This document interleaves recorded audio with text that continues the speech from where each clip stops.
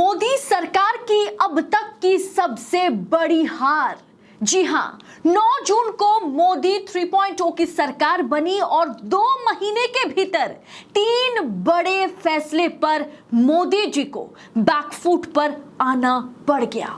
नरेंद्र मोदी की इस तरह से बेइज्जती आज तक नहीं हुई जो मोदी 3.0 की सरकार बनने के बाद लगातार हो रही है।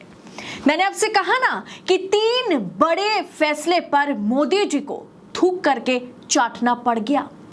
यूपीएससी एंट्रेंस के बिना ही यानी लेटरल एंट्री के जरिए संघी विचारधारा की नौकरशाह बनाने की मोदी की कोशिश पर अब पानी फिर गया, क्योंकि सरकार को बैकफुट पर आना पड़ गया और एक पूरी की पूरी चिट्ठी के जरिए यूपीएससी को ये चिट्ठी खुद केंद्रीय मंत्री जितेंद्र सिंह ने मंगलवार को लिखा कि ये जो यूपीएससी है उनके प्रमुख को चिट्ठी लिख करके उन्होंने हाथ जोड़ करके उनकी जो विचारधारा रही कि तमाम पदों पर बिना यूपीएससी एग्जाम दिए, बिना एंट्रेंस एग्जाम दिए आईएएस, आईपीएस, बड़े बड़े ऑफिसर्स तैयार करने की बीजेपी की मंशा पर, उनकी कोशिशों पर अब फिर पानी फिर गया। केंद्रीय मंत्री जितेंद्र सिंह ने मंगलवार को यूपीएससी के प्रमुख को पत्र लिखकर सिविल सेवा को लेकर के लेटरल एंट्री के लिए अपना विज्ञापन रद्द करने को कहा। यानी यूपीएससी प्रमुख को चिट्ठी लिख करके साफ कर दिया गया कि लेटरल एंट्री के लिए जो आप विज्ञापन जारी किए थे उसे तुरंत रद्द करें, क्योंकि हम इसे वापस लेते हैं। नेता प्रतिपक्ष राहुल गांधी और कांग्रेस अध्यक्ष मल्लिकार्जुन खड़गे ने इस मुद्दे पर 2 दिनों से लगातार ट्वीट करके इसका विरोध किया। सपा अध्यक्ष अखिलेश यादव ने इसके खिलाफ आंदोलन की धमकी तक दी। बसपा प्रमुख मायावती ने भी दबी जुबान में इसका विरोध किया। जितेंद्र सिंह ने पत्र में क्या कुछ लिखा, किस तरह से मोदी सरकार को यू टर्न लेना पड़ा, एक एक कर आपको मैं बताऊंगी। जितेंद्र सिंह ने पत्र में प्रधानमंत्री नरेंद्र मोदी के निर्देशों का हवाला देते हुए कहा कि यह प्रधानमंत्री का लिया गया फैसला है कि हम इसे वापस लेते हैं, कोई लेटरल एंट्री नहीं होगी। संविधान में निहित समानता और सामाजिक न्याय के सिद्धांतों के अनुरूप लेटरल एंट्री की जरूरत का आह्वान किया गया, विशेष रूप से आरक्षण के प्रावधान के संबंध में। यानी अब सरकार अगर लेटरल एंट्री लाती है तो उसमें आरक्षण का पालन किया जाएगा। कुल मिलाकर के सरकार इस मुद्दे पर झुक गई है। यूपीएससी ने पिछले शनिवार को केंद्र सरकार के भीतर अलग अलग वरिष्ठ पदों पर लेटरल एंट्री के जरिए प्रभावशाली भारतीय नागरिकों की तलाश के लिए एक विज्ञापन जारी किया था, जिसके बाद से यह मामला इतना बढ़ गया था कि बिना यूपीएससी एग्जाम दिए अगर आपको नौकरशाही में घुसने का मौका मिल जाता है तो कहीं ना कहीं सरकार के ऊपर यह आरोप लगा कि सरकार की यह मंशा है कि सरकार इसमें संघीय विचारधारा, आरएसएस की विचारधारा से जुड़े हुए लोगों को आमंत्रित करना चाहती है और चाहती है सरकार, और साथ ही साथ उनकी एंट्री पक्की करना सरकार चाहती है।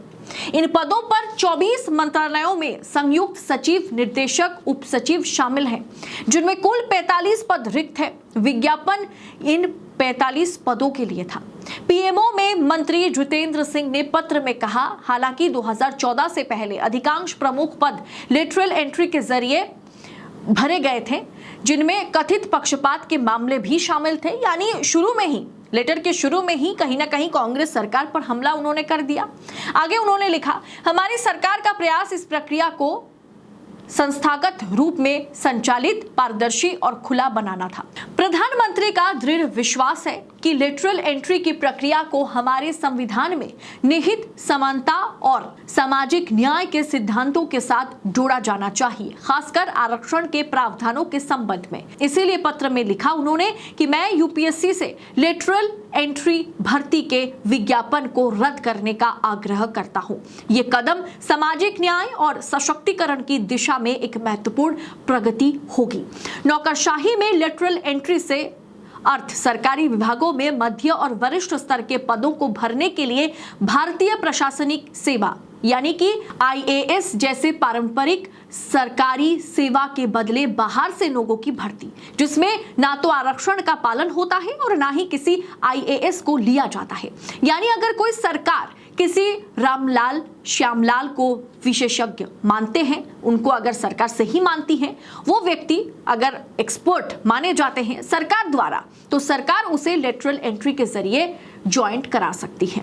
चाहे सेक्रेटरी पद हो, चाहे डिप्टी सेक्रेटरी हो, चाहे तमाम महत्वपूर्ण पदों पर सरकार उन्हें रख सकती है। और इसीलिए बिना आरक्षण के लेटरल एंट्री से, बिना यूपीएससी के एग्जाम के किसी को आईएएस अधिकारी बना देना क्या जायज है? इस मुद्दे को लेकर के जिस तरह से विपक्ष, खास करके राहुल गांधी हमलावर रहे। राहुल गांधी का वो ट्वीट आप याद कीजिए जहां राहुल गांधी ने सेबी का भी जिक्र किया कि देखिए, आप प्राइवेट फर्म से किसी व्यक्ति को जब सेबी का चेयरपर्सन बनाते हैं तो इस तरह की घटनाएं होती है कि खुद सेबी चीफ जो है, मिसेस बुच जो है, वो खुद कहीं ना कहीं आरोपी पाए जाते हैं।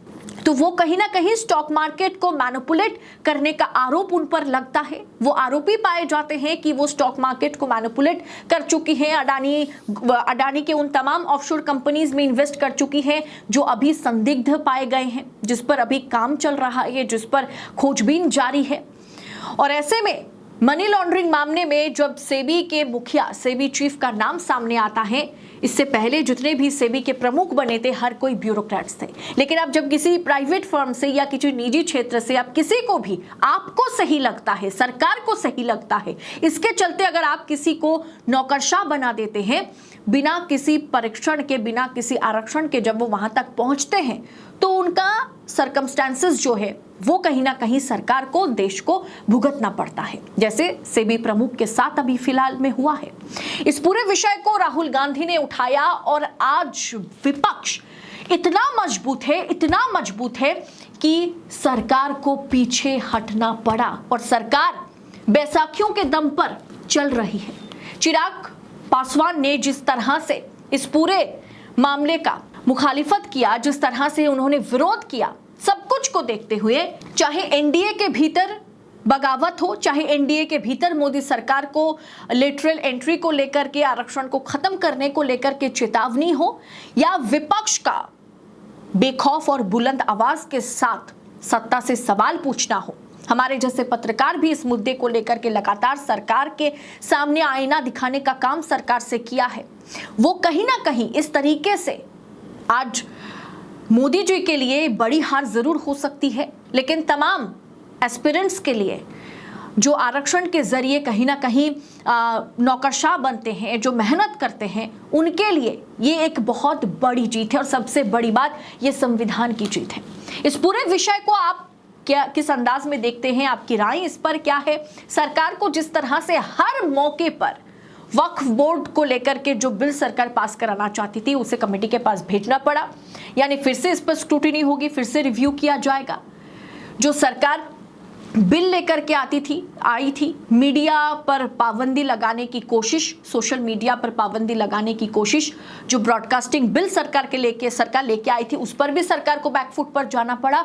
और आज लिटरल एंट्री पर बकायदा मोदी जी का नाम लेकर के पीएमओ ऑफिस से यूपीएससी हेड को चिट्ठी लिखा गया है और इस विज्ञापन को रद्द करने की बात की गई है, यानी नरेंद्र मोदी को झुकना पड़ गया। अब ये देश मनमर्जी के मुताबिक चलाना मोदी जी के लिए आसान नहीं है। हर मौके पर, हर दिन मोदी जी के लिए अग्नि परीक्षा है। आप क्या सोच रखते हैं? कमेंट कर हमें बताइएगा जरूर। फिलहाल इस रिपोर्ट में इतना ही, जल्द होगी आपसे मुलाकात। बहुत बहुत शुक्रिया। जय हिंद, जय भारत।